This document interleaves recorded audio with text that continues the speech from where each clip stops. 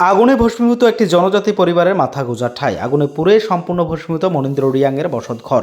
বিলোনিয়া থানার অন্তর্গত ঋষিমুখ ব্লকের উত্তর সোনাইছড়ি রিয়াংপাড়ার মনিন্দ্র রিয়াংয়ের একমাত্র বসতঘরটি আগুনে পুড়ে ছাই। ঘটনা প্রকাশ শুক্রবার দুপুরে মনিন্দ্র রিয়াংয়ের বাড়ি। একমাত্র অসুস্থ স্ত্রী ছাড়া কেউই ছিলেন না। হঠাৎ ঘরের বাইরে কিছু একটা শব্দ শুনতে পেয়ে কোনো ক্রমে লাঠি ফড় দিয়ে ঘর থেকে বের হতেই দেখেন ঘরের কোণে আগুন জ্বলছে। আগুন দেখে অসুস্থ মহিলা বাড়ির উঠান থেকে চিৎকার শুরু করেন। মহিলা চিৎকারে মনিন্দ্র রিয়াং ও তার মেয়ে ছুটে আসেন। খবর পেয়ে ঘটনাস্থলে ছুটে যায় বিলোনিয়া দমকল বাহিনী সহ এলাকাবাসী তৎপরতা। যতক্ষণে আগুন নিয়ন্ত্রণে আসে ততক্ষণ সবকিছু পুড়ে ছাই। রক্ষা করা যায়নি ঘর সহ কাপড় চোপড়, জরুরি কাগজপত্র, আসবাবপত্র সবকিছুই। আগুন লাগার কারণ সম্পর্কে কিছু বলতে পারছেন না মনিন্দ্র রিয়াং ও তার পরিবারের সদস্যরা। সর্বশান্ত হারিয়ে কান্নায় ভেঙে পড়েন গরিব জনজাতি এই পরিবারটি।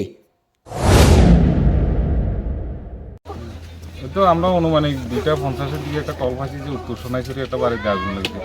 আমরা সঙ্গে সঙ্গে আইলাম, আইয়া দেখলাম যে মোটামুটি মানে ঘরটা ম্যাক্সিমাম অংশই জ্বলে গেছে।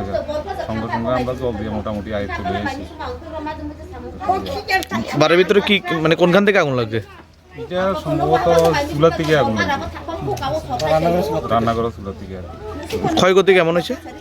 ক্ষয়ক্ষতি অনুমানিক ধরেন না যে কাগজপত্র, ডকুমেন্ট অনেক কিছু আছিল, তারা ক্ষতি আছে, এগুলি পুরা গেছে। আর এমনিতে ধরেন না কিন্তু ঘর সহ মিলিয়া 60-70 হাজার টাকা এমন হতে পারে। এটা এই জায়গাটা কোন জায়গা? এটা উত্তর সোনাইছড়ি। বাড়ির মালিকের নাম কি? মনিন্দ্র রিয়াং। মনিন্দ্র রিয়াং।